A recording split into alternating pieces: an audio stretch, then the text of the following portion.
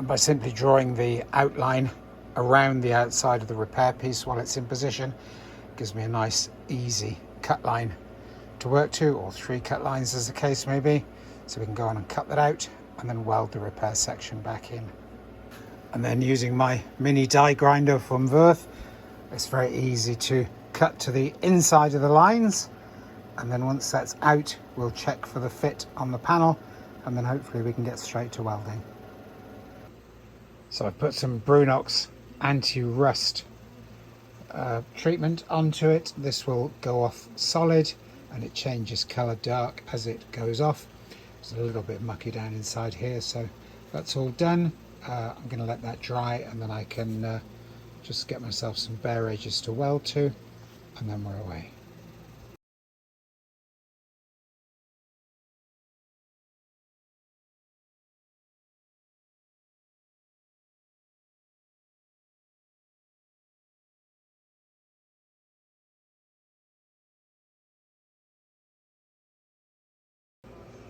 So the Brunox has gone off nicely.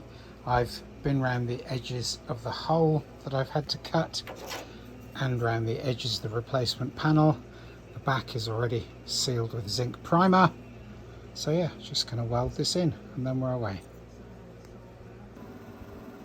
So then I'm using a big magnet just to hold this repair section in place. You can see here how all the edges line up nicely. So I can get that tacked on, then I can pull the magnet off, because then obviously the panel won't drop into the hole. I get the other corner lined up really nicely and then finish the welding. And there we go. This rather weird shaped back corner, all repaired in metal. Going to put a little skim of filler in, obviously, to take out the unevenness, and then it's all done.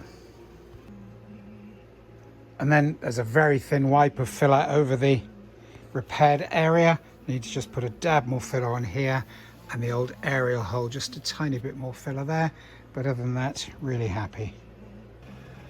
So there we have it, the 2 repaired areas, both got a skim of filler, sanded back with a flat block to make sure it matches the curvature of the wing.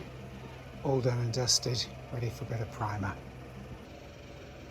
While the first coat of zinc primer is still damp, it's a really good chance to see if there's any undulations or anything left, but I'm quite happy that with a bit more decorative flatting, the primer like this, and then with the spray primer on top of it, not just the zinc primer, but if you like the paint spray putty primer, will give us a nice finish on there.